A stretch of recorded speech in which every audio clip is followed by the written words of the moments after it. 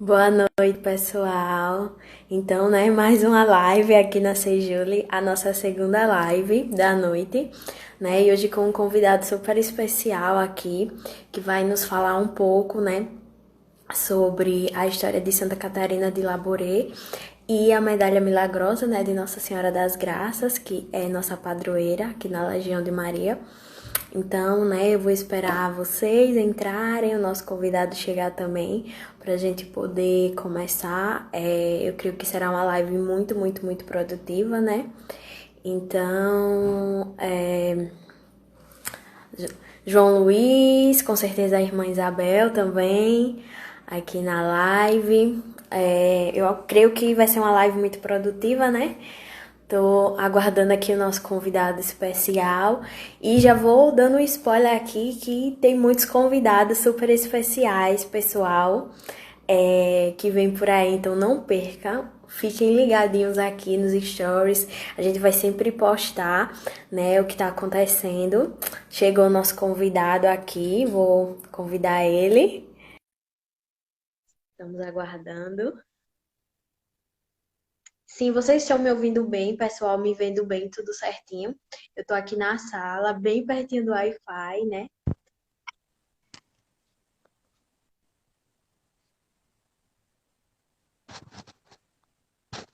E aí, Boa noite, Christian. tudo bem? Tudo bem, graças a Deus. E você? Tô ótimo, graças a Deus. Eu Então, só dei um atrasozinho de uns 2 minutinhos, você me perdoa? não, sem problema. É bom que eu tava conversando com o pessoal aqui, né? Hum? Também passando alguns avisozinhos. Então, minha gente, o som tá bom, a imagem. Você tá me escutando bem, Christian? Me vendo bem também? Tô escutando. Certo, tudo certo, então. Então, pessoal, eu vou deixar ele se apresentar, né? Porque melhor do que ele para se apresentar, eu não posso fazer. Então, ele mesmo vai se apresentar para vocês, né? Falar um pouquinho dele para a gente poder iniciar aí a nossa conversa, que eu tenho certeza que vai ser uma noite muito proveitosa. Bom, primeiramente eu gostaria de dizer que eu sou um pouquinho exagerado. Então eu vou tentar frear pra não passar demais, falar muito e acabar sendo um pouquinho grande, né, esse momento. Mas desde já me perdoe você, que eu preparei aqui uma verdadeira biografia Amém. sobre Catarina de Labouré, sobre a Medalha Milagrosa, sobre Nossa Senhora das Graças, que está aqui comigo, né, que é a minha principal devoção mariana é Nossa Senhora das Graças. A minha principal devoçãozinha também é a Medalhinha Milagrosa, eu carrego ela comigo o tempo todo, tanto na chave quanto aqui, ó, no tal. Então, eu me empolguei. Me empolguei, então me perdoe. Que bom, eu acho ótimo. Até o Imagina. Instagram cortar a gente, você tem o tempo todo para falar. Pois bem, eu me chamo Christian, sou seminarista aqui na Arquidiocese de Maceió, tenho 22 anos, estou aqui no seminário já há 2 anos, estou cursando o primeiro ano de filosofia, ainda tem mais 2 anos de filosofia e 4 anos de teologia para concluir o período do seminário. E é isso, não tenho o que falar. Vocês são da Legião de Maria, não é isso? Isso. Pois bem, eu sou legionário, né? Porque tem lá no manual, uma vez legionário, sempre legionário, né? Então eu sou legionário. É Eu verdade. fui, eu fui ativo, né, na Legião de Maria em Maribondo, no período ali de 2010, 2011 até 2012. E cheguei a ser presidente de um presídio, cheguei a ser presidente de ordem da Cúria, fiz um, passei um bom tempo na Legião de Maria, isso ainda tinha meus 14 anos, e já, assim, já fiz um bom tempo assim, na Legião de Maria. Então tenho um carinho muito grande pela Legião de Maria, e foi na Legião de Maria que eu criei assim, uma grande devoção à Nossa Senhora das Graças, né? Porque ela é a mãe de todos os legionários. Então, não podia, né, dispensar esse convite de falar sobre Nossa Senhora das Graças aqui com o setor da juventude da Legião de Maria, né? Aí eu queria também que você se apresentasse, falasse da Legião de Maria, falasse de onde você é, porque também tem pessoas aqui que estão chegando que não conhecem. Muita gente ficou assim, ser Júlio, o que é ser Júlio? Aí, não, vai descobrir lá na live. Você se apresenta também. Quem... Ok. muita gente pergunta, né? Acho o nome estranho, Sejule, tipo, o que é isso, né? A Sejule, na verdade, é o órgão da Legião de Maria que comanda a juventude. Sejule é Secretaria da Juventude Legionária, por isso que é Sejule, né? Foi aqui em Maceió não, né? Aqui em Alagoas, ela só tem 3 anos, foi fundada mesmo em 2017, mas ela já tem, por exemplo, em São Paulo, ela já tem 16 anos, enfim, muito tempo, e aqui tinha essa carência, realmente desse órgão que fosse tomar conta da juventude, assim, se ocupar mesmo da juventude da Legião de Maria. Porque também a gente quer desmistificar essa visão de que a Legião de Maria é um apostolado de senhoras que rezam terço e fazem visita nas casas. Minha gente, a Legião de Maria não é só isso, não só tem idosas e não é só de mulheres, é de homens, é de pessoas de qualquer idade, qualquer classe social, qualquer grau de instrução. Não precisa saber ler, não precisa saber escrever, nada. Basta você ter a sua realmente a boa vontade de querer trabalhar. Então, é isso, né? E eu sou coordenadora da Sejule, assumi em setembro do ano passado, né? Então, desde então, eu venho querendo meio revolucionar tudo, assim, não para mudar, porque, como a gente sabe, a Legião de Maria, suas regras, a sua hierarquia é imutável, mas, assim, para dinamizar e mostrar uma cara para as pessoas de que a Legião de Maria é sim um apostolado atrativo, é um apostolado de jovens, que a gente tem uma diversidade de trabalhos e a gente tem um carisma também muito, muito mariano, né? Então a gente é isso, inclusive esses projetos aqui, as lives no Instagram, enfim, eu disse, minha gente, vamos arregaçar as mangas e buscar esses jovens, seja lá onde eles estiverem, né? Então vamos mostrar, porque eu sempre me senti assim, muito sozinha, isolada, porque eu era a única jovem da Legião, eu sempre convivi com pessoas idosas, eu sou presidente de um presídio adulto, eu sou a mais jovem lá, tenho as minhas senhorinhas de 73, 74 anos que eu amo de coração, são as minhas vozinhas que sou apaixonada por elas, mas assim, eu sempre me senti muito sozinha até eu ir para um encontro interestadual em João Pessoa e tinha 600 jovens lá e eu fiquei, onde é que estavam essas pessoas, né? A minha cabeça meio que explodiu. Aí eu disse, a gente tem que fazer alguma coisa, pessoal, vamos lá. E aí, graças a Deus, Nossa Senhora me deu esse chamado em setembro do ano passado. E tudo que Nossa Senhora me pede, eu tento ao máximo dizer sim, porque, enfim, né? Ela merece todo o meu sim, ainda assim é pouco. E eu digo, vamos lá, né? E a gente aproveitou desse momento, como eu disse às meninas aqui, a gente vai fazer desse limão que o mundo nos deu, uma limonada bem gostosa. E é isso que a gente está fazendo aqui nessa quarentena. Pois bem, que maravilha. Realmente a Legião Maria ela é bem jovem. Quando eu cheguei em um grupo, né, em um presídio. Aí, com alguns meses, eu cheguei a ser tesoureiro. E aí, depois de alguns meses depois, como tesoureiro, eu passei a assumir a presidência do presídio. E aí, quando eu entrei na Cúria, eu entrei primeiro como vice-presidente da Cúria. Tem uma Cúria infantil, né? Eu não lembro como é que chama, se é mirim ou se é juvenil, como é, não lembro. Juvenil, né? Pronto, aí hoje eu assumi como vice-presidente da Cúria. Aí, como vice-presidente, a gente começou a tentar fundar ou reativar outros presídios. E aí eu lembro que como vice-presidente, como presidente da Cúria, a gente ainda conseguiu ativar mais 2 presídios. Então, lá em Maribondo, a gente ficou com 3 presídios juvenis e uma Cúria para os 3, né, no caso.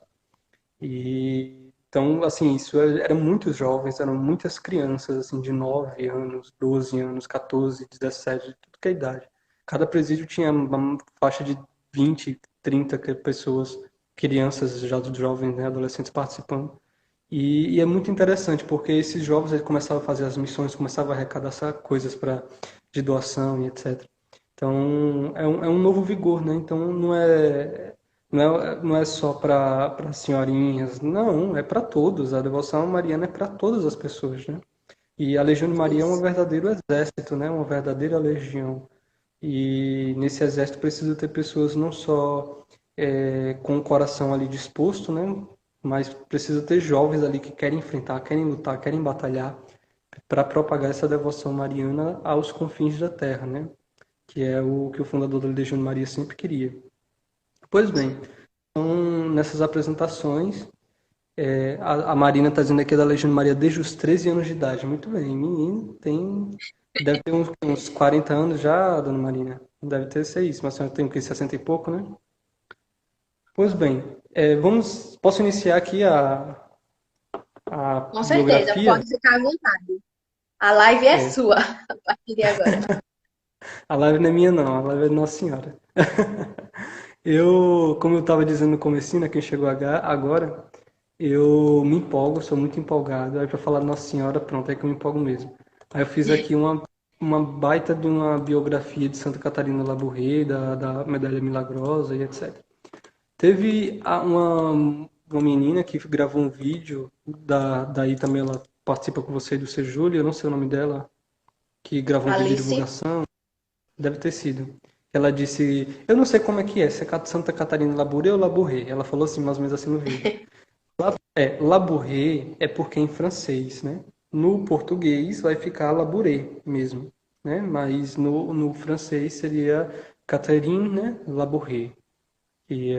Ela nasceu em 2 de maio de 1806, numa comuna da França chamada Fens-les-Moutiers, que é uma partezinha pequenininha próximo a Lyon, né, pertencente ali à diocese de Chantignon, né, na época. E ela perdeu a sua mãe quando ela tinha 9 anos de idade. Ela é a sexta de 9 irmãos, se eu não me engano, e ela perdeu a sua mãe quando ela tinha 9 anos de idade. E é basicamente, com a mãe dela, ela já vivia ali um verdadeiro fervor, né? A biografia sempre conta que ela era muito acostumada a rezar o texto com a mãe dela. Tinha uma imagem de Nossa Senhora na casa dela, né? Assim na parede, que ela rezava o texto com a mãe dela desde pequena. E aí, quando a mãe dela falece, em 1815, de Santa Catarina, ela ela chorando ali no velório, ela sobe numa cadeira, pega aquela imagem, abraça aquela imagem de Nossa Senhora e fala: a partir de agora, a senhora que vai ser a minha mãe. Né? Então, isso com 9 anos de idade. E aí, depois disso, ela vai para uma outra cidade, para morar lá com a irmã dela mais velha. Depois retorna para a comuna dela, onde o pai dela morava. E lá ela faz a primeira comunhão, lá ela começa a assumir algumas funções dentro de casa. Lá ela, principalmente, ela já tinha ali seus 12 anos de idade. Quando ela começa a assumir as funções dentro de casa, ela acordava 4 horas da manhã e ia dormir 11, porque era meio que uma granja, era meio que uma fazenda, então tinha muitas coisas a fazer ali. O pai dela tinha alguns trabalhadores, elas não eram uma família bem de vida, mas tinha alguns trabalhadores, porque era uma fazenda. E ela acordava cedo para preparar o café deles, ia dormir tarde para preparar o pão do dia seguinte. Durante o dia tinha que lavar, alimentar os animais, limpar isso, fazer aquilo, era muita, muita coisa. Então era uma vida bem pesada. Ela que assumiu todas as funções dentro de casa, enquanto o pai trabalhava. E tinha a irmãzinha mais nova, né? A irmãzinha mais nova de, de 8 anos, 7 anos, perdão, que ela cuidava da irmã. Né? A irmã era um pouco limitada, mais limitada, mas ela cuidava muito dela. Em 1818, a irmã mais velha dela, né, vai para o convento. A irmã mais velha dela vai para o convento. E ela se encantou por essa decisão da irmã. Ela ficou muito alegre, ficou tão feliz pela irmã dela, tão feliz, ela disse que foi um dos dias mais felizes da vida dela, o dia que a irmã dela deu sim e foi para o convento. A irmã dela já tinha uns 20 anos de idade, a irmã mais velha. E ela entrou no convento das Filhas da Caridade de São Vicente de Paulo, né? A congregação fundada por São Vicente de Paulo. Mas diante disso, ela sempre dedicou o seu tempo à oração, nunca deixou a oração. Inclusive, tinha uma capelinha, uma igreja, que é hoje a Igreja de Nossa Senhora da Assunção, dedicada a Nossa Senhora da Assunção, lá nesse local, mas era uma capelinha um pouco menor. Era uma igreja bem úmida, né, com aquelas paredes, né, de pedra que infiltrava muita água, né, uma região fria, uma região que chove muito. E por ser tão úmida assim, as pessoas não frequentavam muito. Então ela era acostumada a ir muitas vezes passar um bom tempo lá na capela, na igreja. E naquela igreja capela úmida, né? O que resultou em muitos problemas de saúde na vida dela, de Santa Catarina. Isso, estou falando, ela tinha o quê? 13, 14 anos de idade. Inclusive, tem um biógrafo dela fala que esses momentos únicos que ela ficava sozinha na capela com Nosso Senhor foi causa não só da sua artrose, que ela chegou a ter artrose, mas também foi causa da sua santidade. Né? Desde criança ela já tinha essa vida de santidade porque ela era acostumada a ir ali na capela e ficar sozinha adorando o Senhor por um bom tempo. Né? Você está me ouvindo bem? Está conseguindo compreender tudo Tô. certinho? Perfeito. Vai. Em 1820, ela tem um dado muito interessante que eu achei assim, magnífico assim, na biografia de Santa Catarina, que ela estava dormindo, né, e ela teve um sonho, ela tinha por volta dos 14 anos de idade, e enquanto ela dormia, ela como se ela estivesse indo para essa igreja e entrasse um padre ancião, que ela nunca tinha visto na vida dela esse padre ancião, e esse padre ele vai, celebra a Santa Missa, e ela participa da Santa Missa com piedade, mas ela não entende quem é esse padre. Nunca vi esse padre na minha vida. E aí, quando acabou a Santa Missa, que o padre virou, que na época, no rito antigo é o Ite Missa Est, né, que é o Ide em Paz, e aí o padre ele fez um sinal chamando ela. Ei, vem cá, vem cá. Ela ficou assim, ué, quem é esse padre tá me chamando? Ela ficou sem entender, ficou com medo do padre, virou as costas e saiu correndo da igreja. E aí ela saiu correndo da igreja, meio desorientada. Quem é esse padre? Não sei o quê. E ficou assim, confusa, né? E ela foi andando, aí foi passando... Isso no sonho, isso ela sonhando. E ela foi visitar um doente. No sonho, assim que saiu da missa. Quando ela chegou lá no doente para visitá-lo, estava lá o padre, dando a unção dos enfermos para aquele doente. Aí ela ficou assim, oxe, o padre que estava na Santa Missa já está aqui. E aí o padre ele foi e falou o seguinte para ela. Minha filha, tudo bem você cuidar dos enfermos. Agora você me recusa, mas um dia você se sentirá muito feliz em vir até mim. Deus tem muitos desígnios sobre ti. Não o esqueça. Foi o que o padre disse. Agora você me recusa, mas você se ficará muito feliz em vir até mim um dia. Deus tem muitos desígnios sobre você. Isso em 1820, né? Ela tinha seus 14 anos. E ela marcou, ela ficou confusa, ela sempre rezava nesse sentido, mas ela não entendeu. Primeiro, quem era o padre. Segundo, quais são os desígnios. Como assim ir até ele? Né? Ela ficou um pouco confusa. Em 1824, quando ela completou 18 anos, ela estava um pouco preocupada porque ela, na adolescência inteira, desde que a mãe dela foi para o convento, ela não conseguiu se instruir, não conseguiu estudar. O pai dela também estava preocupado em relação a isso. E aí ele mandou ela para Chantilly, né, que é aquela cidade próxima a Fennes-Moutier, né, a cidade onde ela era nativa. E lá em Chantilly, que tinha uma irmã dela, que essa era essa irmã do convento, ela passou um tempo lá estudando e ela teve um dia que ela foi visitar o convento da irmã, foi visitar a irmã lá no convento. Isso 4 anos depois do sonho. Quando chegou lá no convento, que ela entrou assim no salão, né, da recepção, tinha um quadro bem grande de São Vicente de Paulo, que é o convento das Filhas da Caridade, fundado por São Vicente, estava lá o quadro do fundador do convento. E ela parou e ficou olhando para aquele quadro e chamou uma das irmãs, irmã, quem é esse senhor que está no quadro? Ela falou, esse é o nosso fundador, o nosso pai, é o São Vicente de Paulo. E ela ficou assim, né? Parece que ela entendeu todo aquele sonho de 4 anos atrás, né? Você agora me recusa mais virá até mim. Ela já queria ser freira. A irmã dela entrou nas Filhas da Caridade. Ela já pensou, estava ali no convento das Filhas da Caridade. Então ela estava ali com 18 anos de idade, mais do que decidida a entrar no convento. Mais do que decidida. Só que o pai dela não queria aceitar, porque a filha mais velha entrou no convento, então aquela filha mais nova ali que cuidava tudo da casa para ele, queria que casasse para morar perto ali dele. Né? Então o pai não queria aceitar que uma segunda filha também entrasse no convento. Né? E também porque ela não tinha instrução, seria um pouco difícil para ser aceita no convento se ela não tivesse algum estudo. E aí, em 1827, 3 anos depois, ela começou assim, ela estava tentando se dedicar à instrução, né, aos estudos. E aí, no seu aniversário de 21 anos de idade, quando ela completou 21 anos, ela contou ao seu pai, no aniversário, na festa de aniversário. Porque na França, na época, 21 anos de idade era a idade da maioridade. Não era 18, era 21. Então, com 21 anos de idade, pronto, pai, já sou maior de idade, agora eu quero te contar uma coisa. Eu vou ser freira. Aí, não, você tá doido? Não vai de jeito nenhum.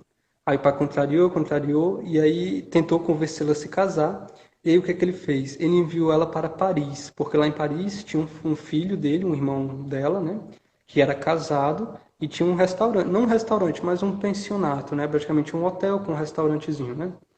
E que ela ficava ali na parte da cozinha, né? Porque ela já era bem acostumada ali com a cozinha e servindo a mesa e etc. Só que ele fez isso com o objetivo de que lá, entre esses hóspedes, né, chegasse ali um bom partido. Nossa, como ela é bonita, ela realmente era muito bonita. Como ela é bonita. E aí lá, ela servindo aquelas pessoas, né? Isso, ela já tinha seus 21, 22 anos de idade, né? Foi logo após ela contar isso. E os pretendentes lá, né? Soltando as cantadas, aquela coisa, né? Solteira, virgem, bonita, né? De boa família, trabalhadora. Na época era tudo que um varão, né? Que queria, né? E só que toda vez que ela recebia algum tipo de cantada, ela tinha aquele sentimento, não era um sentimento de nojo, homem não sei o que, não. Mas ela sentia que o coração dela não estava naquilo. Ela sentia que o coração dela batia mais forte pelo convento, para Deus. Ela só pensava em ser freira, só pensava em Deus. E depois de alguns meses, ela começou a escrever a sua irmã, que estava lá no convento, para que ela intercedesse, né, ajudasse a entrada dela no convento. E finalmente, né, em 1830, né, 21 de abril de 1830, isso foi em 1828, 27, quando ela tinha 24 anos de idade, né, depois desse período ela voltou para Fenle-Moutier, depois voltou para Paris, né? Teve algumas coisas depois disso, mas não tão interessante. Mas 1830, 21 de abril, decora essa data, 21 de abril, 1830, ela entra no convento das Filhas da Caridade da famosa Rue du Bac, né? Hoje é famosa, não era tanto não. Depois das aparições ficou muito famosa a Rue du Bac, né? É engraçado porque os vídeos que eu assisti todo mundo fala isso, é Rue du Bac, né? E que hoje é o famoso convento, a famosa igreja, a famosa capela da Rue du Bac, né? Por causa das aparições da Rue du Bac. A medalha da Rue du Bac, lá na França, segundo tudo os vídeos que eu assisti, na França é uma rua muito famosa. Rue du Bac 140. E isso em 21 de abril de 1830. Ela chega lá com uma maletinha, poucas roupas, né? Bem simples, ela vai bem devagar. É engraçado que a madre estava esperando ela na porta do convento e ela vindo andando pelo caminho cheio de flores, olhando as flores, bem devagar. Ela estava tão feliz que ela tinha esquecido a noção do tempo. Ela tinha 3 dias de viagem até Paris, né? E, e ela tinha esquecido a noção do tempo e estava lá só contemplando as flores, feliz da vida. E a madre chega assim: quem é você? Né? A madre já acha estranho, porque normalmente as freiras vêm, né? Você já está assim toda perdida, como se estivesse distraída, né? Você não quer entrar no convento, você quer ficar contemplando as flores. A madre era, né? A madre era boca quente com ela.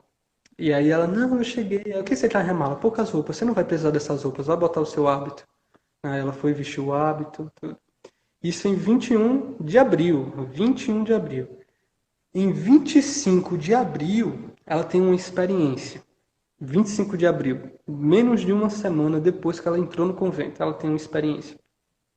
No dia 25 de abril, durante a Santa Missa, ela viu que o coração de São Vicente de Paulo, ele aparecia, né, sobre umas relíquias, que tinham as relíquias lá na capela, no convento, e sobre as relíquias, um pouco acima, estava um coração de São Vicente de Paulo. Era um coração branco, meio um pouco branco, simbolizando, segundo ela, simbolizando a pureza, inocência e a paz. Mais tarde ela vai entender que aquilo é que São Vicente de Paulo queria dela: pureza, inocência, paz, né, a simplicidade, humildade. São Vicente de Paulo tem um escrito dele que ele fala como é que devem ser as filhas da caridade. E ele fala: devem ser as mais simples possíveis. Devem ser as mais simples.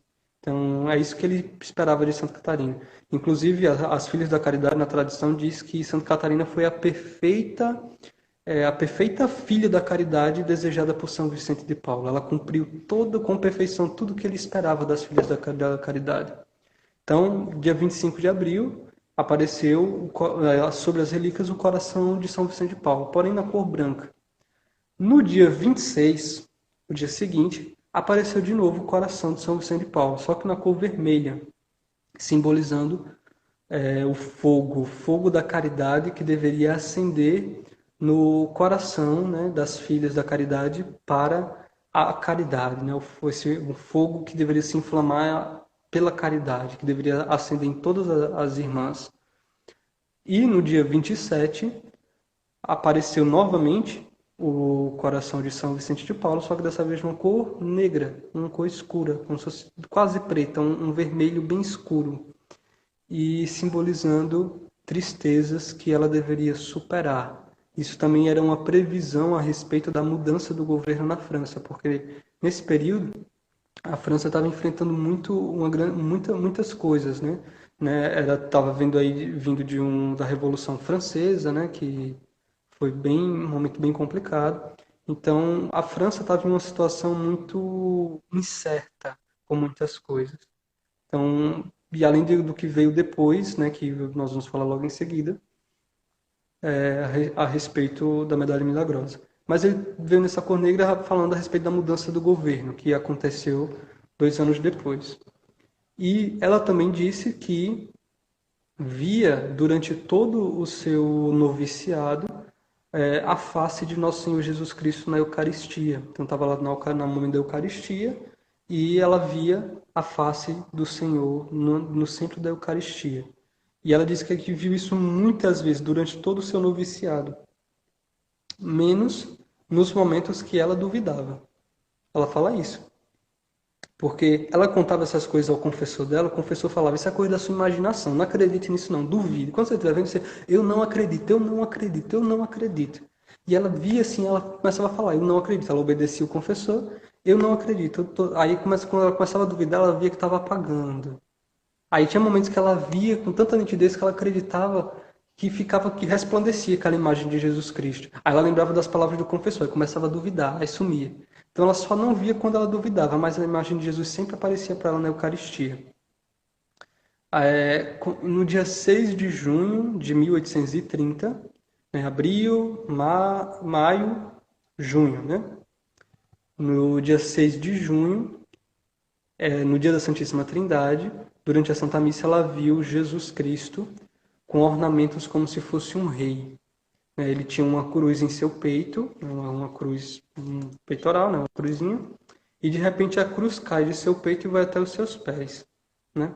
Em seguida, todos os seus ornamentos de rei caem e foram totalmente despojados. E estava a imagem de Jesus como se fosse um Cristo desfigurado, um Cristo nu, um Cristo despojado.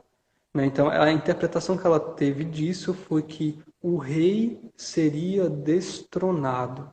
O rei seria destronado. E ela fala isso para o seu confessor. E o seu confessor não dá a mínima importância. Como assim o rei será destronado? Você está ficando doida.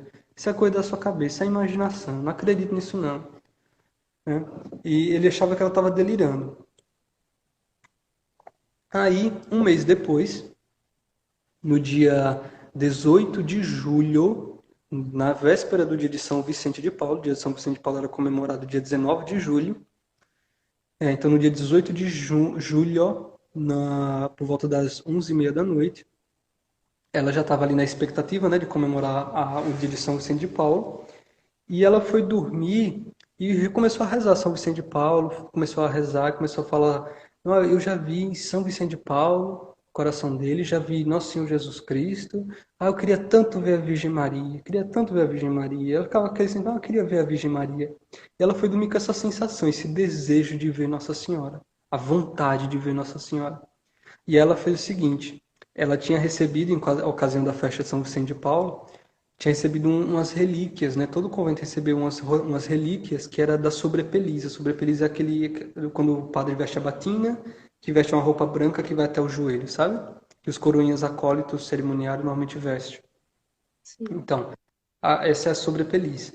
Ela tinha recebido um pedaço da sobrepeliz como relíquia de São Vicente de Paulo. Aí o que que ela faz? Ela doida da cabeça, porque eu acho que só uma pessoa doida para fazer isso. Ela cortou no meio essa relíquia, esse pedacinho de relíquia, e engoliu. Engoliu, dizendo, acreditando, rezando para São Vicente, dizendo, ó, o senhor me ajude a ver Nossa Senhora. Aí ela foi e engoliu a relíquia de São Vicente de Paulo para que ele a ajudasse a ver a Nossa Senhora. E quando foi às 11h30, ela se deitou e já dormiu, cochilou, né? Já estava lá dormindo e de repente ela ouviu uma voz: Catarina! Catarina! Aí ela olha assim, olha para onde está vindo a voz e vê que tinha um menininho vestido de branco, que parecia ter mais ou menos uns 4 a 5 anos de idade. E ela fica olhando assim para aquele menininho, assim, meio confusa. E ele vai e fala: Levanta-te e vem à capela, porque a Virgem te espera. Aí ela pensou imediatamente, ela pensou, ué, mas se eu for uma hora dessa, eu vou fazer barulho, alguém vai me ver, vai me ouvir, vão brigar comigo, vão me expulsar do convento que eu tô fugindo, que eu tô saindo de madrugada. Aí ele foi e falou na voz dela, ele foi e falou no interior dela, fique tranquila, são 11h30, todo mundo já está dormindo, vamos, eu estou te esperando. Aí ela tranquilizou, né?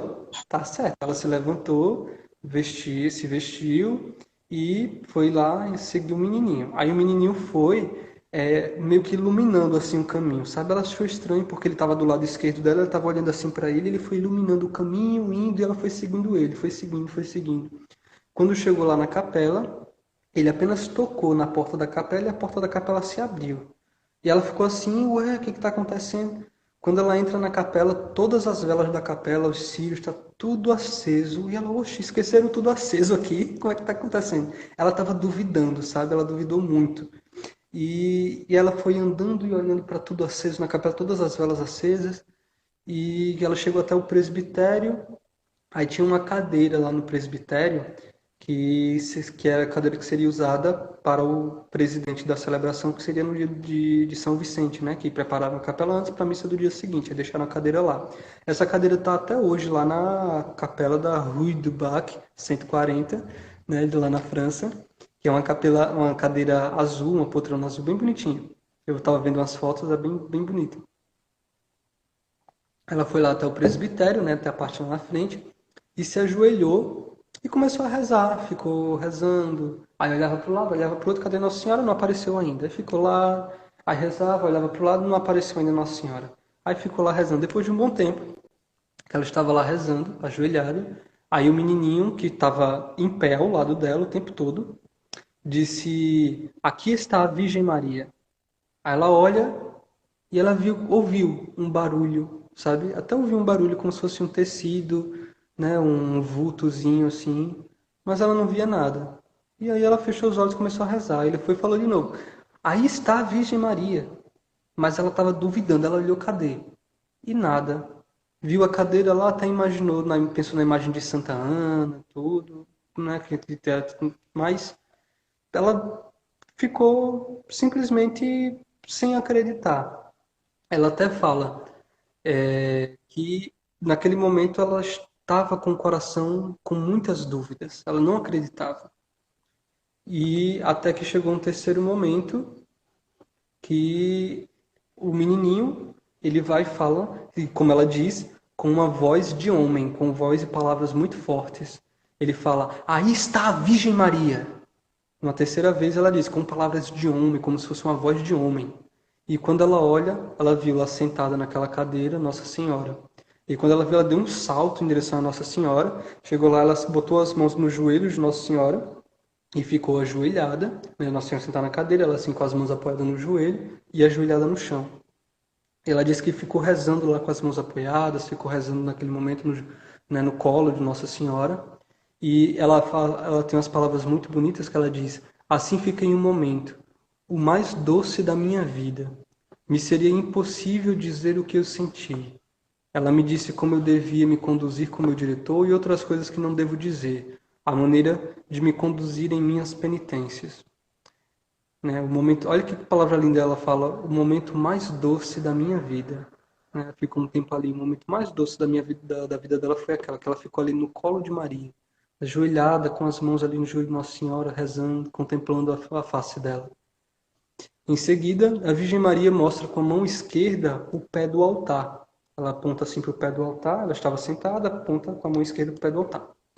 E ela diz que aquele local ali, o pé do altar, né, no altar do Senhor, deveria ser o local onde ela deveria se lançar, o local de consolo dela, o local onde ela teria todas as forças dela, né? Inclusive ela tem uma frase que ela diz, Santa Catarina fala, ela me explicou tudo. Eu acho linda essa frase, ela me explicou tudo. Quando ela fala o momento mais doce de minha vida, ela me mostrou o altar onde eu devo me lançar, será o meu consolo. Ela me explicou tudo. Ou seja, tudo, tudo, tudo, tudo. Ela me explicou, né? É muito lindo. E aí Nossa Senhora começou a falar com ela. E aí eu vou ler aqui na íntegra o que Nossa Senhora disse a ela, tá? Filha minha, Deus quer te dar uma missão. Terás que sofrer, mas saiba que sofrerá pela glória de Deus. Conhecerás o que vem de Deus. Se sentirás atormentada até que tenha dito o que está encarregada de dizer. Irão te contradizer, mas terás a graça. Não temas, diga tudo com confiança e simplicidade. Tenha confiança, não temas. Verás certas coisas. As diga da forma que vistes e ouvistes.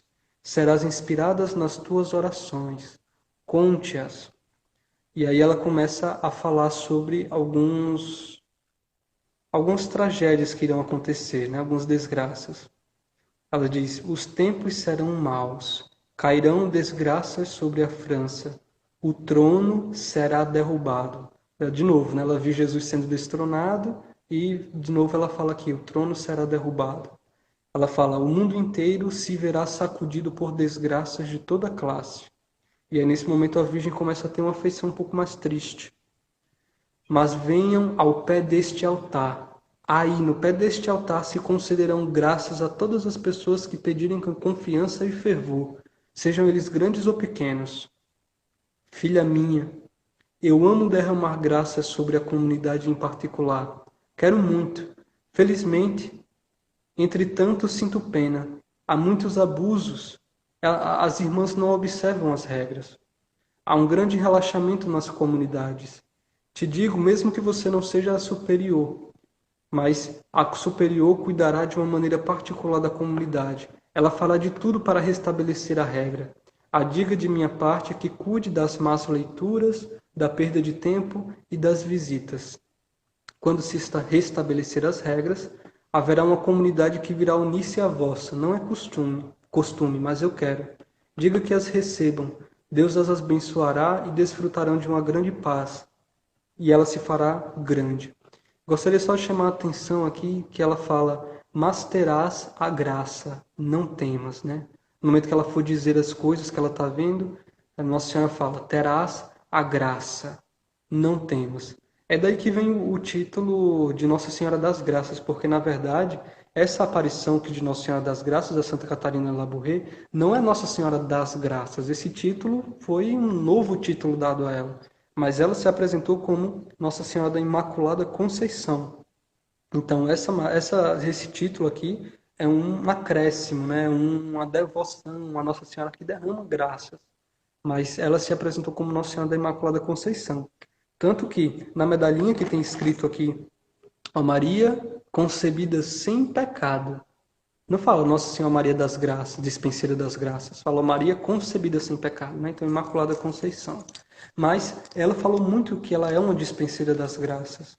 Justamente por ela ser a Imaculada Conceição, justamente por ela, como diz o anjo Gabriel na saudação, por ela ser a cheia de graça é o mesmo que Imaculada Conceição, porque se ela é cheia de graça, ela não tem espaço para o pecado. Se ela é imaculada, então ela não tem pecado, não tem mácula do pecado. Então é a mesma coisa, só muda a forma de falar, né? Justamente para ela ser cheia da graça, ela dispensa a graça por todas as pessoas, né? Então é um título que liga, é ligado.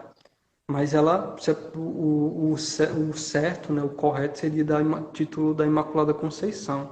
Tanto que Nossa Senhora de Lourdes fala, eu sou imaculada. Né? Nossa Senhora de Fátima fala, meu Imaculado Coração triunfará. Né? Tem toda uma ligação nessas outras nessas outras aparições de Nossa Senhora. No finalzinho ela fala algo específico sobre a comunidade, né, das irmãs. Ela fala que é um relaxamento, né, não observam as regras, e ela dá 3 coisas para que as irmãs devem se atentar, que são as más leituras, né, ou uma leitura pode se entender, ler livro que não enriquece a alma, ou ler livros espirituais sem transformar aquilo que está lendo na sua oração, sem transformar aquilo em prática. Então, está lendo de maneira superficial os livros de espiritualidade. Então, deveria cuidar para que as freiras tivessem uma boa leitura, nesse sentido, ler coisas boas e ver frutificar as leituras.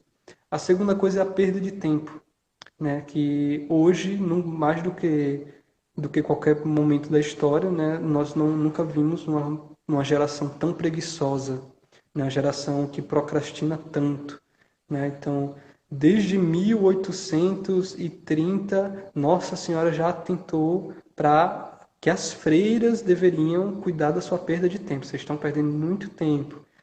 Perdendo tempo conversando demais, perdendo tempo querendo passear, perdendo tempo querendo fazer o que não precisa fazer.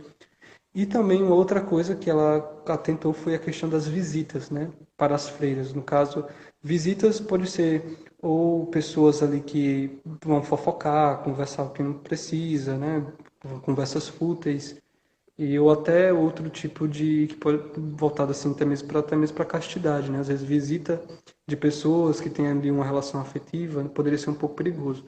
Não sabemos porque a gente não sabe o contexto do convento daquela época. Mas pode ser muitas coisas, né? Mas más leituras, perda de tempo e visitas. Quem são as pessoas que as freiras estavam se relacionando que estão atrapalhando o bom andamento do convento? Então são essas 3 coisas que Nossa Senhora pede para que ela alertasse a superiora. E ela fala no finalzinho também que virão uma outra comunidade se unir a essa comunidade. Isso realmente aconteceu. Em 1850, 2 comunidades entraram na família de São Vicente, que são as Irmãs da Caridade e as Irmãs da Caridade da Áustria. Essas 2 comunidades elas se uniram às Filhas da Caridade. Então foi alguma profecia que aconteceu. Isso em 1850. E ela ainda continua. Ela fez um discurso muito grande nessa primeira aparição. Tá me ouvindo bem, não tá? Tá, de vez em quando tá cortando um pouquinho, assim, a sua imagem ficou um pouquinho ruim agora, Uhum. mas tá dando para escutar, assim, 95% tá bom. Perfeito. Então, ela continua o discurso, né? Virão grandes desgraças. O perigo será grande. Entretanto, ela fala de novo, não temas. Ela diz de novo, diga que não temam. A proteção de Deus está sempre aí de uma maneira particular. E São Vicente protegerá a comunidade. Aí, nesse momento, ela falando isso, continuava triste, né, com um semblante triste. E ela falou depois, mas eu mesma também estarei convosco. Eu estarei sempre convosco cuidando de vocês. As concederei muitas graças. Chegará um momento que seja grande o perigo. Vocês crerão que tudo está perdido. Vocês irão crer, né? Vocês crerão que tudo está perdido. Mas eu estarei convosco. Mas não ocorre o mesmo com outras comunidades, né? Porque ela estava falando especificamente para aquela comunidade. E ela fala depois, haverá vítimas. Aí ela começa a chorar falando isso, haverá vítimas. E depois ela fala, entre o clero de Paris também haverá vítimas, e o senhor arcebispo morrerá. E ela começa a chorar novas lágrimas, né? Começa a chorar mais quando ela fala do senhor arcebispo. Engraçado que Nossa Senhora, mãe de Nosso Senhor Jesus Cristo, imaculada, ela chama um arcebispo de senhor arcebispo, né? Então a reverência que ela tem ao arcebispo. Então é bonito isso também. E ela vai e continua o seu discurso. Filha minha, a cruz será menosprezada. A jogarão no chão. Correrá sangue. Novamente se abrirá as costelas de nosso Senhor. As ruas se encherão de sangue. O senhor arcebispo será despojado de suas vestimentas. Filha minha, o mundo inteiro ficará triste. E aí depois que ela terminou de falar isso, aí ela foi e sumiu, né? Ela desapareceu. Aí Catarina se levantou e foi com o menino até o seu quarto. Quando ela chegou lá no quarto era 2 horas da manhã e ela não conseguiu dormir mais. Ela disse que achava que aquele menino era o seu anjo da guarda. Era um menininho que devia ter uns 4, 5 anos de idade, ela imagina que seja o seu anjinho da guarda. E ela foi contar tudo ao confessor. Foi contar tudo ao padre Aladel, que é o nome do confessor dela, né? E quando contou para ele, ele não acreditou em nada, achava que tudo era coisa da cabeça dela. Até que houve um translado das relíquias de São Vicente de Paulo, né? Que teve uma grande festa, um grande fervor, e o povo todo, né? O povo, assim, uma grande festa para São Vicente de Paulo, já que São Vicente de Paulo é um santo francês, um santo da França. Então, na França se tem um grande amor a São Vicente de Paulo. Além de que a França conquistou a Argélia na época, então deu um sentimento de prosperidade para o povo francês, que vinha ali da Revolução Francesa, né, de várias guerras e muitas mortes na Revolução Francesa. E em 27 a 29 de julho, nessa aparição, foi dia 18 para 19 de julho, 10 dias depois, uma semana, 10 dias depois, aconteceram várias revoluções e o rei foi desposto do seu trono. O rei da França foi destronado em 29 de julho de 1830. Além de que várias revoltas sangrentas nas ruas e uma perseguição ao arcebispo, que ele teve que se esconder na época com os lazaristas. Então, olha aí, como as coisas aconteceram tudo assim, ó, em semana. Dia 19, ele disse que contou essa visão, contou para o padre, ele não acreditou em nada. Disse que o rei seria destronado. Teve uma visão que Jesus era um rei que seria destronado, e aí o rei ia destronado. Disse que o arcebispo seria despojado de suas vestes, e o arcebispo ali estava sendo perseguido, a ponto de ter que se esconder com os lazaristas. Então, ela contou tudo ao Padre Aladel, e o Padre Aladel ficou cada vez rezando mais, rezando mais, rezando mais, mas ele não acreditava no que ela estava falando. Na verdade, ele até acreditava. É porque os padres eles tendem a ter esse sentimento de duvidar, porque se é de Deus mesmo, Deus prova com todas as formas possíveis e impossíveis, até não ter ninguém ali que vá dar um basta, até não ter ninguém que vá negar. Quando não tem provas de que aquilo não aconteceu, a igreja realmente afirma. Então a igreja duvida muito, a igreja é muito criteriosa para qualquer coisa, seja milagres, profecia. Uma pessoa está profetizando, isso vai acontecer. Prove. É coisa da sua cabeça, você está ficando doido, ou é coisa de Deus. Se é de Deus, prove. Quero saber se é de Deus mesmo. Ele vai me dar alguma maneira de provar. Então a igreja é muito criteriosa mesmo. E aí, ela disse que Nossa Senhora não apareceu mais, mas sempre ouvia a voz dela enquanto rezava, enquanto ela estava rezando. Nossa Senhora sempre falava com ela. Mas até que em 27 de novembro de 1830, Catarina, ela foi ali incendiada por um desejo, uma saudade, né? Aquela vontade de ver Nossa Senhora em toda a sua beleza e formosura. Ela estava ali querendo, nossa, bateu uma vontade de ver Nossa Senhora nela. E aí nesse 27 de novembro de 1830, às 5h30 da tarde, durante o momento da oração, das vésperas, estava tendo um momento de silêncio profundo, e ela viu a imagem, como se fosse um quadro oval, meio arredondado, com a imagem da Virgem Maria, né? E ela estava de pé, com um vestido branco, um manto azul, com as mãos estendidas, como está aqui, exatamente como está aqui. Ela estava acima do altar, um pouco para o lado direito. A primeira vez ela apareceu no caso, quem está de frente para o altar do lado esquerdo, né? No caso, quem está de costas virado para o povo do lado direito. E dessa vez ela apareceu em pé do outro lado. Do lado, no caso, quem está olhando para o altar, do lado direito do altar, né? Ela estava de pé, assim, um pouco acima do altar, com essa maneira, com um véu, com esse manto azul e a túnica branca. Ela disse que era como se fosse uma seda, um linho, um tecido bem leve, que o vestido se destacava muito, que ela fala. E o véu era um pouco rosado, sabe? E ela disse que as suas mãos estavam estendidas e tinha como se fossem uns anéis nas mãos dela, que saíam uns raios. E esses raios são as graças que Maria dispensa a todas as pessoas, a todo mundo inteiro, sobretudo aos que pedem.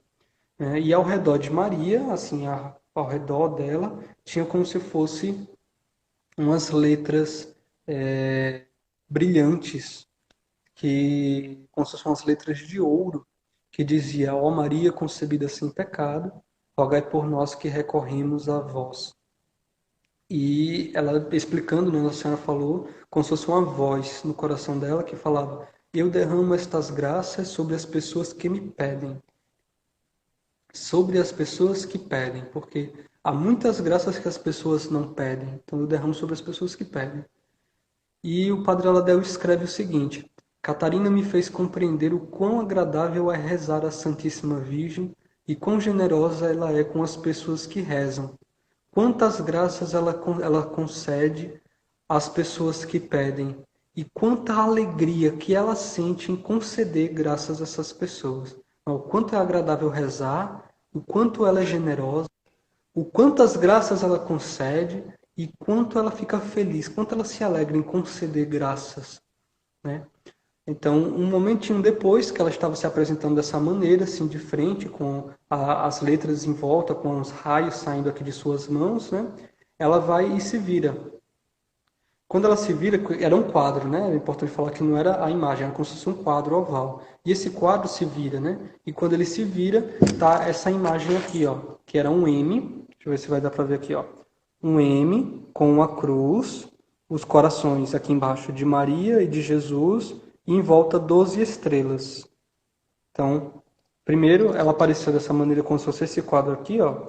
Nossa Senhora, os raios aqui saindo das mãos, as letrinhas aqui em volta, né? Ó Maria concebida sem pecado, rogai por nós, recorremos a vós. E aí ela se vira e tá essa imagem aqui, que é o M, a cruz e os dois corações, os sagrados corações de Jesus e Maria. E depois disso, essa voz fala o seguinte: tem que mandar fazer uma medalha seguindo este modelo, e as pessoas que as carregarem, essas medalhas, abençoadas por um sacerdote, e rezarem com piedade esta pequena oração, ó Maria concebida sem pecado, rogai por nós que recorremos a vós, essas pessoas gozarão de uma proteção muito especial da Mãe de Deus. Então, essa foi a segunda aparição, a 27 de novembro de 1830. Tanto que a imagem, ela carrega aqui embaixo a data, né? 1830, não sei se vai dar para ver aqui, bem no pezinho, 1830, não vai dar para ver não. Então, isso em novembro, 27 de novembro. Em dezembro, ela ainda aparece uma terceira vez, né? Ela apareceu primeiro sentada de um lado, depois apareceu em pé do outro lado. Ela aparece na terceira vez em pé, em cima do altar, no centro, bem em cima do altar. E a medalha aparece um pouco à frente dela, mostrando as duas faces, a frente e atrás. Isso foi em dezembro. Aí essa não diz data, não tem registro da data que foi, ela só fala que apareceu ainda uma terceira vez em dezembro. Então, essa terceira aparição é interessante porque bem no centro onde ela apareceu é onde está a imagem de Nossa Senhora das Graças lá na capela da Rue du Bac, né? Que quem pesquisar qualquer foto da capela da igreja vai ver lá que está a imagem de Nossa Senhora das Graças bem no centro onde ela apareceu, bem onde ela apareceu mesmo. Então, a Nossa Senhora pediu para ela fazer essas medalhas seguindo esse modelo, esse padrão. E aí ela vai e pede ao Padre Aladel, Ela apareceu novamente e pediu para fazer umas medalhas dessa maneira. E ela explica como é que deveria ser a medalha para o Padre Aladel. Só que ele não estava acreditando. Ele ainda estava insistindo, dizendo que isso era coisa da cabeça dela, que ela estava ficando era doida. E aí ela ouve no íntimo do coração dela, ela ouve uma voz de Maria falando: ele é meu servo. Eu estou cansada. Ela fala essas duas palavrinhas para ela. Aí ela vai e fala para o Padre Aladel: a Virgem está cansada. E aí ele se perturba com essas palavras e ele começa a se sentir um mau servo de Nossa Senhora. Ué, nossa, que servo sou eu? Né? Ela falando de Nossa Senhora falando tanta coisa e eu não estou acreditando, eu estou duvidando. Ele começa a se sentir um mau servo de Nossa Senhora. Então ele começa a ficar um pouco né, balançado. Nossa, será que ela está falando a verdade, né? Ela falou que o rei seria destronado e o rei ele foi destronado e ele começa a ficar meio confuso.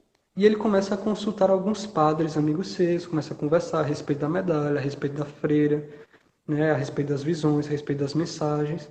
E aí eles chegam até o bispo, sentam com o bispo, conversam, chamam um outro padre que estava sendo, na época, hoje a gente tem o dogma aprovado da Imaculada Conceição, mas esse dogma ele foi proclamado solenemente somente em 1854, né? Então, aí 24 anos depois da aparição Nacional das Graças. Né? Não era um dogma, mas eles estavam querendo já aprovar um dogma. Só que aprovar um dogma não é nada fácil. E eles chamaram um padre que estava na linha de frente aí para tentar aprovar esse dogma. E esse padre defende a medalha. Não tem que fazer essa medalha aí. Ô Maria concebida sem pecado, né? Isso vai fortalecer ainda mais a devoção à Imaculada Conceição. Vai facilitar para que a gente aprove o dogma da Imaculada Conceição de Nossa Senhora. E aí, neste momento, né? Isso foi em 1830, 31. Quando chegou em 1832, chegou na França. Não na França, chegou no mundo inteiro, mas devastou a França. Uma pandemia ou uma epidemia, eu não sei a diferença, me perdoe, de pandemia para epidemia, que foi uma epidemia de cólera que matou mais de 20 mil pessoas na França, em Paris. Então, diante disso, diante desse desespero, diante de tantos problemas que estavam acontecendo lá na França, né, depois da Revolução Francesa, várias revoltas, o rei perdeu o trono, o bispo estava sendo perseguido, chegou uma epidemia que está matando um monte de gente, de cólera. Né, então ele vai até um ferreiro e pede para que se faça 1.500 medalhinhas. E aí ele faz lá o desenho, ensina como é que deve ser, tem que ser daquele jeito ali, etc. E aí se faz 1.500 dessas medalhinhas e começa a abençoar as medalhinhas e distribuir as medalhinhas. Só uma pergunta, como é que tá o tempo aí? Era isso, eu ia já interromper você, que já está 57 minutos a live. Mas aí não tem problema, a gente pode encerrar essa e Uhum. começar outra, entendeu? Não tem Certo. problema. Eu irei falar somente mais uns 10 minutos, que já estou bem acabando, né? Você quer acabar logo? Pronto, E a gente... eu vou encerrar então, pessoal. Queria agradecer todo mundo que está acompanhando. Não saiam, eu vou encerrar essa live, mas vou começar outra para a gente continuar. Eu sei que está super interessante, vocês vão querer ficar, né? Então, rapidinho aqui. Falta só um pouquinho, pelo amor de Deus. Volte. Não fuja, não. Volte. Não fuja, não. Rapidinho, é 5 segundinhos. É só encerrar e iniciar outra live, tá, pessoal? Oi, pessoal. Voltei. Vamos esperar vocês chegarem aqui. E o Christian também. Minha gente, maravilhosa, né? Vocês vão sair sabendo aqui não só da história, mas assim, dos mínimos detalhes, né, dessa história maravilhosa. Então, vamos esperar vocês chegarem aqui. E aí, o som tá tudo bem, a imagem também. Me deem esse feedback. Nosso convidado já chegou por aqui. Vamos adicionar. Esperando vocês chegarem um pouquinho, né? Para vocês entrarem. Manuel já entrou aqui, nosso irmão também tá sempre junto com a gente. Voltamos. Voltei. Alice. Cheguei. Olha, Christian, estão explicando aqui. Epidemia é região, determinado lugar. Pandemia é continente, um negócio que atinge vários países. Pronto. Entendi.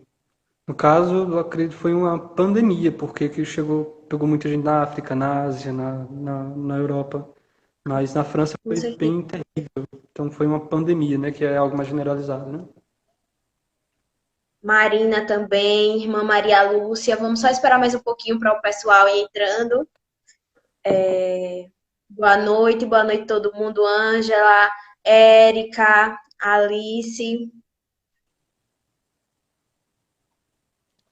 Isso, pronto. Estão ouvindo a gente bem, escutando bem tudo certinho. Me dê esse feedback para o Christian já começar a falar de novo, assim, que eu tenho certeza que está todo mundo muito curioso como é que vai terminar essa história, né? A gente está ficando ansioso para saber.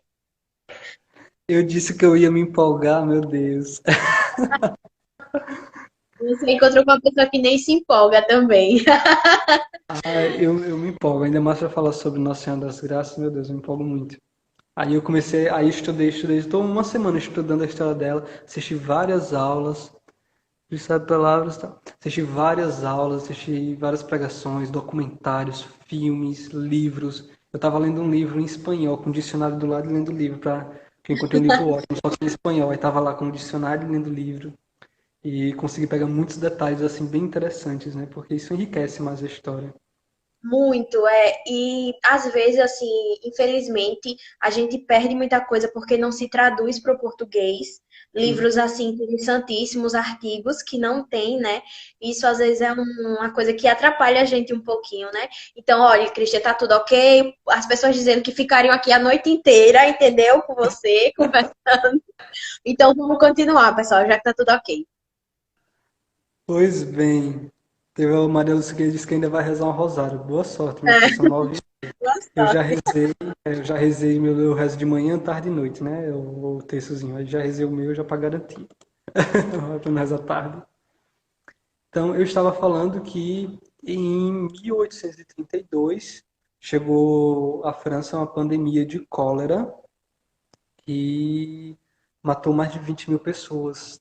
E Paris estava totalmente desesperado com essa situação, né? E só que foram justamente quando começaram a propagar, a divulgar, a dar, a distribuir as medalhinhas. E mal começou a distribuição dessas medalhinhas, já aconteceram ali, tem muitas curas e conversões. Muita gente começou a ficar curada. A pessoa pegava a medalhinha e de repente ficava curado. Aí, pessoa que não acreditava em Deus, pessoa que não era cristão, pessoas de outras religiões, ateus. Então isso causou um grande número de conversões de pessoas piedosas ali, medalhinhas, medalhinhas, medalhinhas, essa medalhinha milagrosa, né? Essa medalhinha faz milagres, cura e etc. Quem foi que deu essa medalhinha? E aí começaram a pensar que era o padre Aladel. Aí começaram a ovacionar o padre Aladel como se ele fosse um santo, aquela coisa, né? E o padre Aladel, não, não fui eu, não, não fui eu, não, não fui eu, não. Foi uma pessoa. Quem foi a pessoa? Quem foi a pessoa? Né? Queria descobrir quem era a pessoa que teve a visão daquela medalha, porque era uma santa aquela pessoa, né?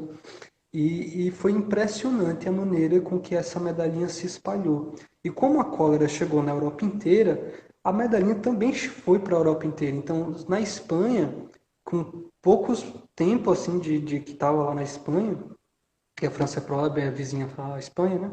Com pouco tempo que estava lá, já estavam repórteres vindo para a França procurar o Padre Ladel para dar entrevistas, para ele começar a escrever artigos para a Europa inteira sobre a medalha, né? Todo o jornal praticamente tinha textos do Padre Ladel, ele começava a escrever um texto e se traduzia para vários países sobre a medalha, né? Sobre devoção, sobre como deve rezar.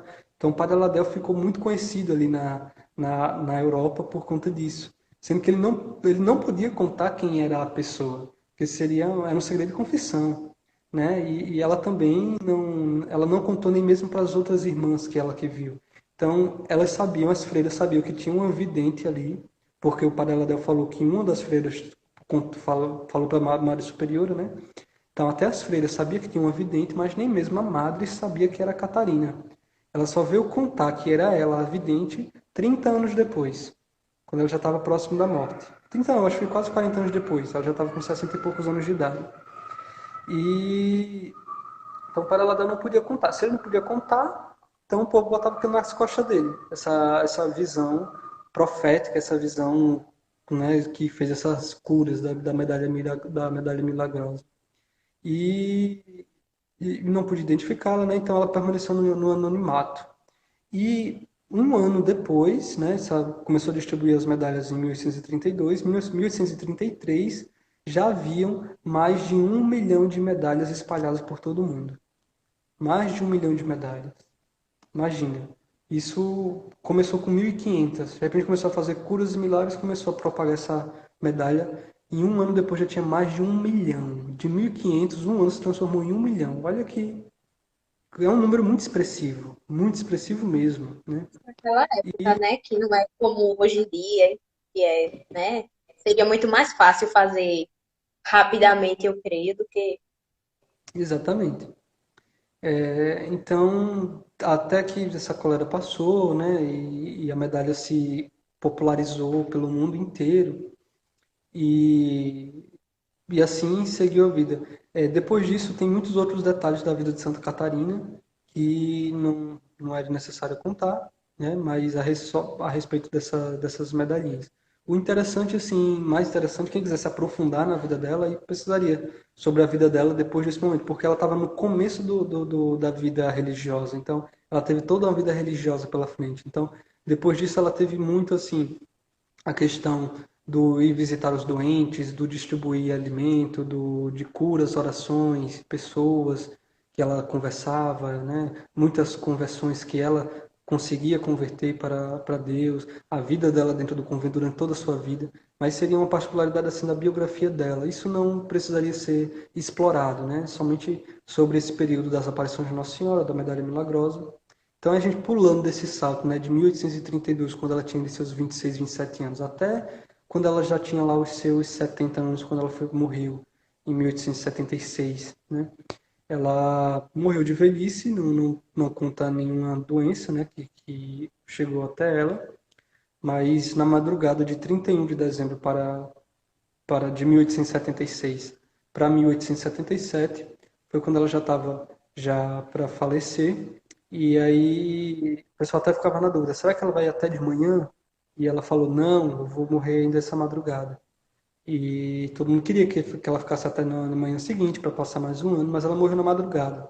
Então os biógrafos dizem que foi de 31 de dezembro de 1876, na noite, mas foi na madrugada. Então já era primeiro, né? Então já era primeiro de janeiro de 1877. São Vicente de Paulo é mesmo São Vicente dos Vicentinos, exato, né? São Vicente e Vicentinos. São Vicente de Paulo ele foi um padre francês que ele assumiu a paróquia de Chantignon na França e depois ele começou a cuidar dos pobres, cuidar dos mais necessitados.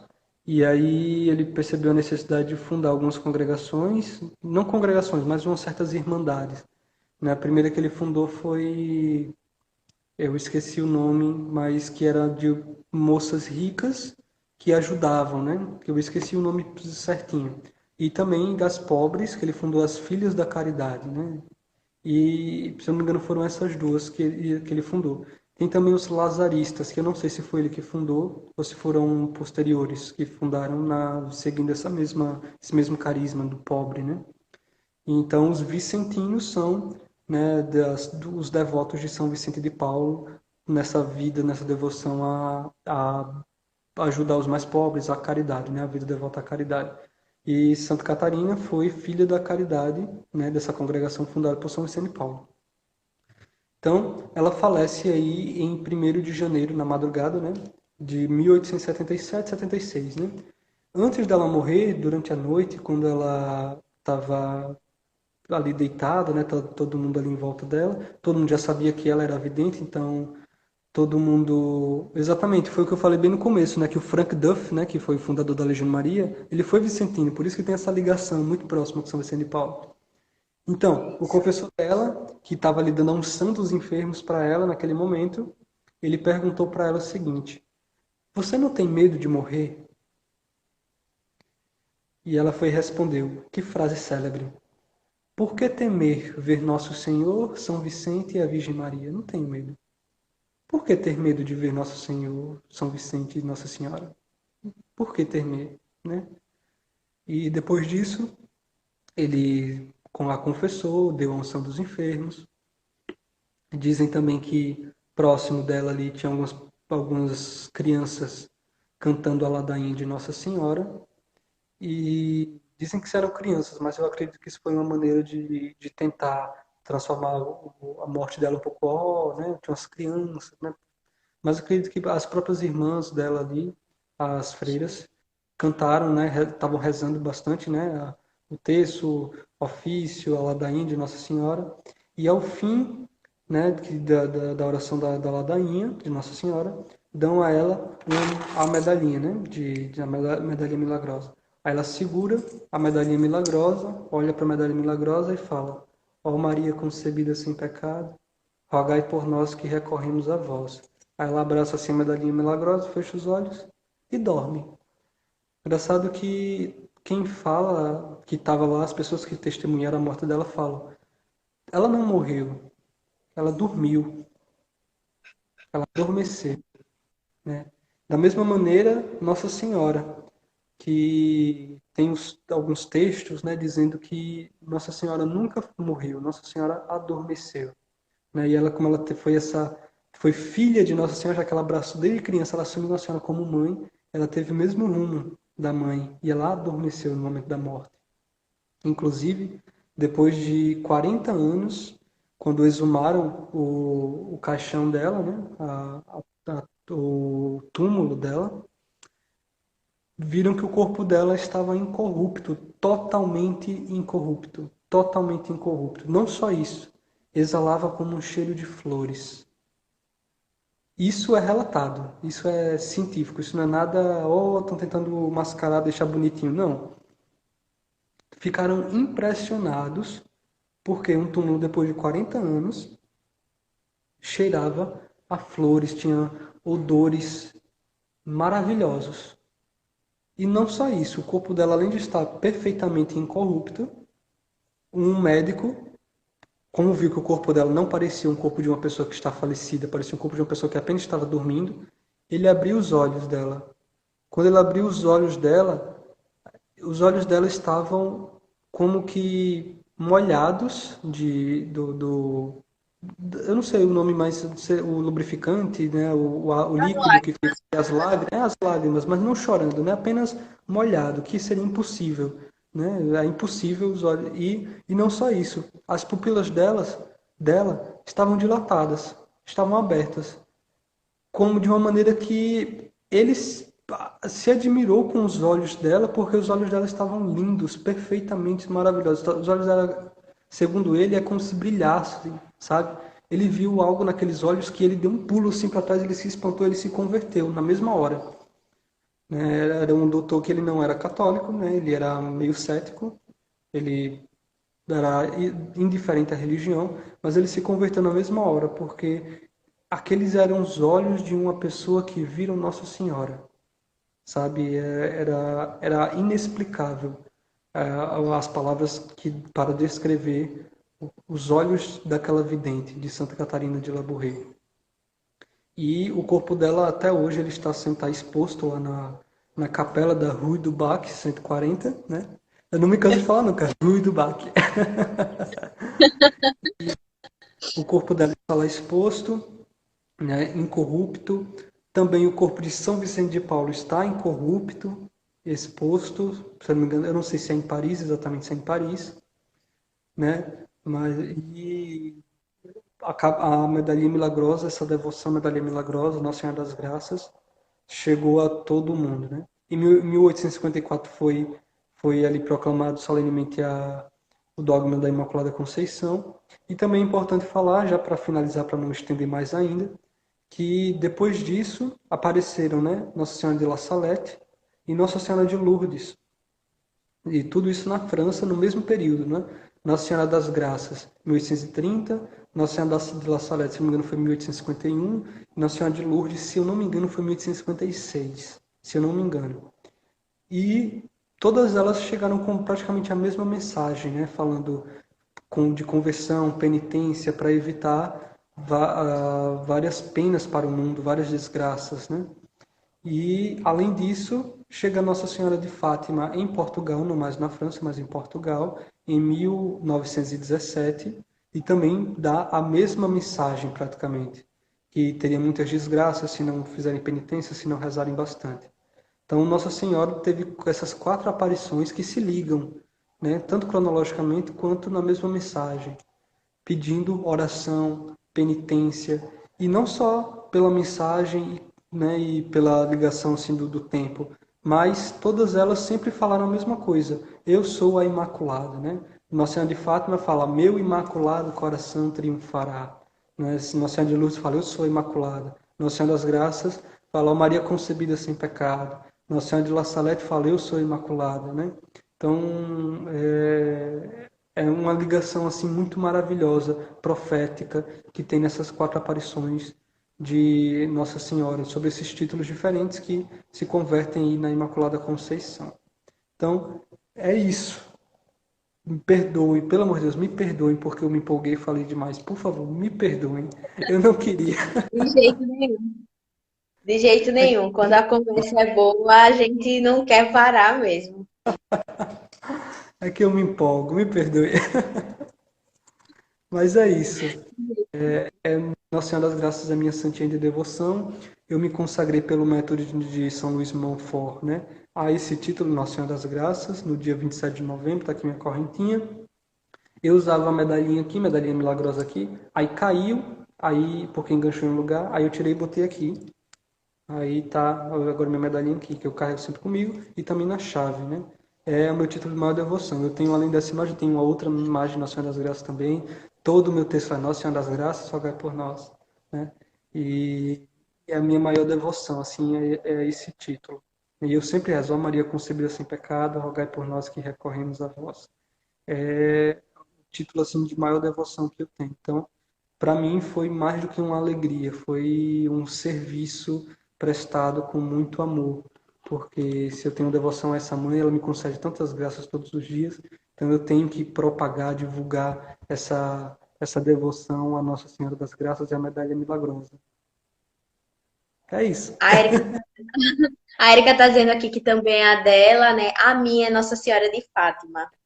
Eu tenho um carinho, um amor muito especial por Nossa Senhora de Fátima. Enfim, a minha história com Nossa Senhora é antiga, né?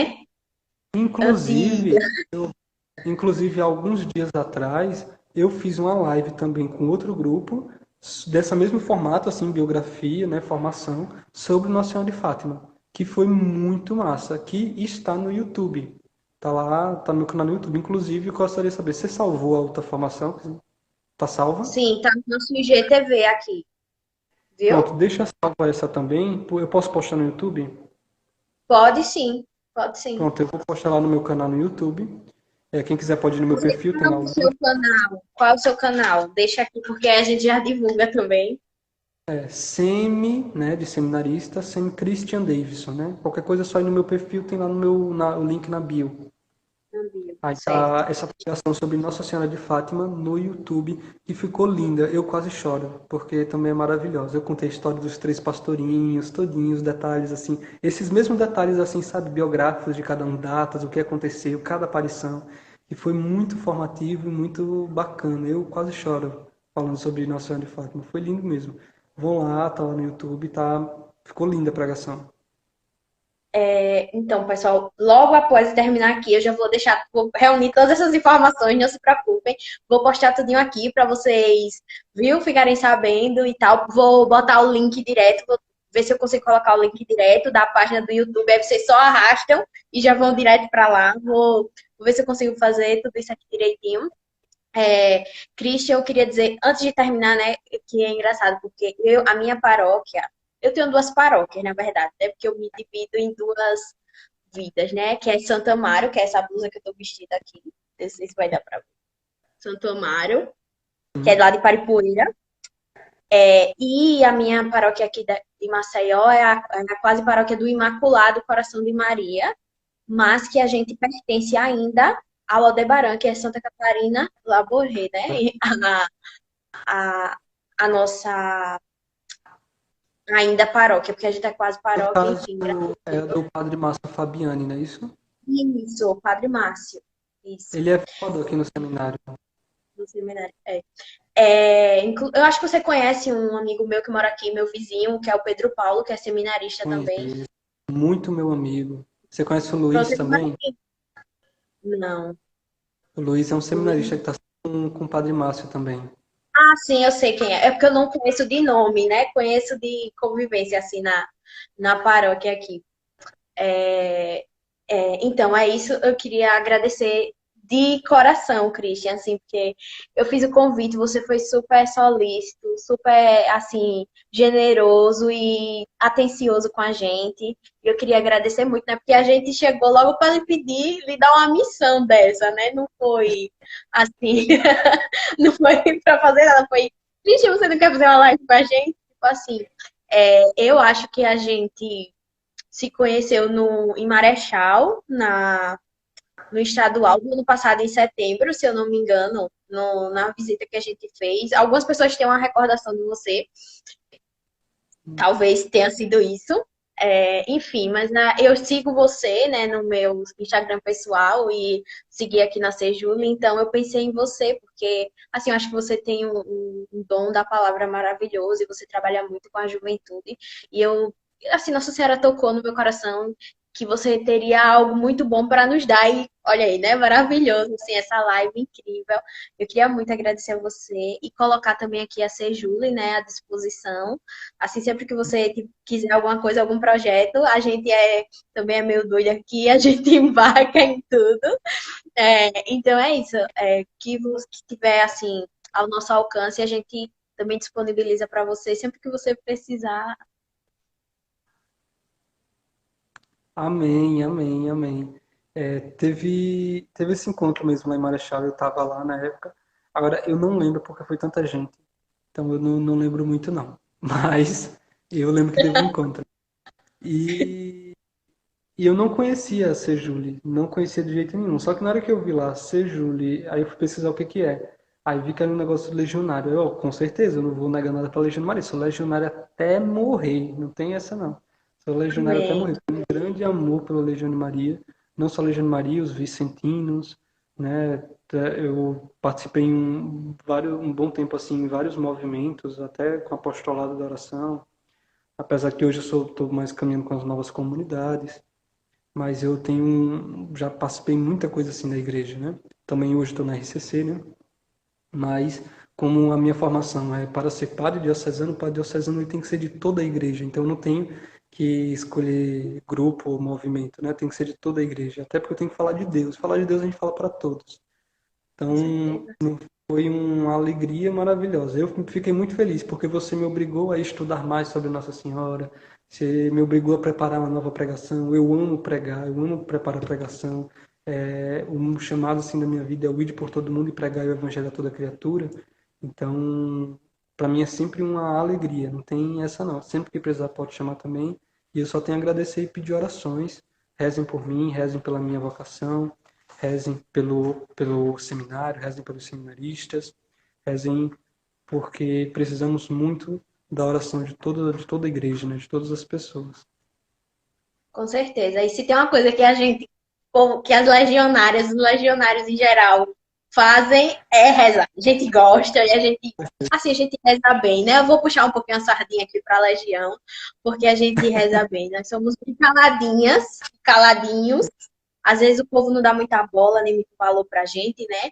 Mas assim, qualquer tarefa que você der pra gente, a gente é um exército mesmo. A gente vai lá e cumpre, assim. Isso eu tenho muito orgulho de dizer sobre a Legião, né? Que foi o meu primeiro apostolado e único, e será o único até o fim da minha vida, porque eu digo que é a única coisa que eu tenho certeza da minha vida é que Deus existe, que eu sou católica e que eu sou legionária, assim. De resto, a gente vai vendo aí o que é que acontece, né? Mas eu tenho essa certeza, assim, muito que Nossa Senhora me deu, ela me disse qual era o meu lugar aqui na Terra, a minha família espiritual, assim, a Legião de Maria. Não vou nem falar muito, porque senão eu vou começar a chorar aqui, porque eu sou dessas, entendeu? Não posso falar não da Legião que começa a chorar. Então, é isso, eu queria muito agradecer. O pessoal já tá pedindo que você venha de volta aqui, entendeu, Cristian? Então, assim, as portas de Acejule estão sempre abertas para você, né? Então, assim, sempre que a gente tiver um espaçozinho aqui, uma live, eu quero muito continuar, porque eu acho muito importante essa formação, tanto de coisas, de aspectos da igreja, quanto da vida de santos. Eu acho muito importante um trabalho para nós católicos, é muito importante para a nossa fé, para que a gente, né, sedimente, que a gente dê razão à nossa fé, porque é totalmente possível e é algo que é uma experiência minha, que quando eu dei razão à minha fé, ela ficou muito maior, né? E nós temos aí santos doutores da igreja que estão aí para nos oferecer, meu Deus, uma infinita gama de explicações e, enfim, tudo. Então é isso. Eu já quero muito agradecer, já fazendo um convite para uma próxima vez, porque você já fez o maior sucesso aqui, né? Então, é isso, né, pessoal? Muito obrigada a quem ficou. Vão dando tchauzinho aqui pra gente poder ver quem foi que ficou aqui na live com a gente. A irmã Lúcia, que já foi embora, que ainda ia rezar o rosário. Aí tava ficando tarde, ela foi. Ela teve que Tadinho. sair da live. Alice, que está realizando o Maio de Maria, que é o texto todos os dias aqui, 31 dias de live de texto aqui também. Muitas graças já foram alcançadas, né, nesse texto aqui, na nossa humildade, na nossa simplicidade. E a Marina também, Maria Santos, Manuel Vieira também, que está sempre aqui, legionário também. Maravilhoso. Aí, pessoal, não só tem mulheres na Legião de Maria, não, viu? Érica também, um beijo. Érica é uma pessoa muito especial que está sempre aqui. É, então é isso, pessoal. Vou me despedindo aqui. As lives vão estar salvas. Vou colocar tudinho aqui no Stories. O link para o canal do Christian. E também vai estar salvo aqui a live. Então, sempre que vocês quiserem revisitar, né? Graças a Deus o Instagram teve essa ideia que foi maravilhosa de salvar no IGTV direto. Que assim a gente vai poder ficar com as lives sempre aqui, né? Então é isso, né? Um beijão para todo mundo. Fiquem com Deus. Salve Maria. Christian, quer dizer alguma coisa para encerrar esse momento?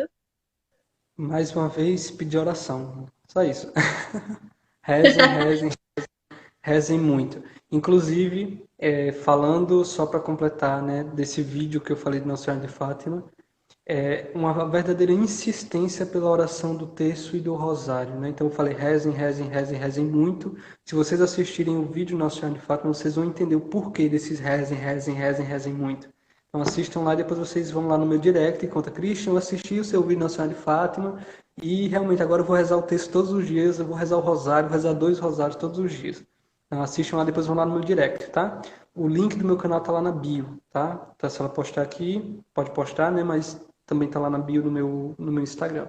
É isso. Rezem por mim, peço por favor, rezem muito. Só isso. Então, pessoal, muito obrigado mais uma vez. Boa noite. E eu vou deixar já já todas as informações, os links aqui para vocês. Então é isso. Fiquem com Deus. Salve Maria, né? E até amanhã, pessoal, 19h30. Não esqueça a live do Santo Terço aqui com a gente, com a irmã Alice, né?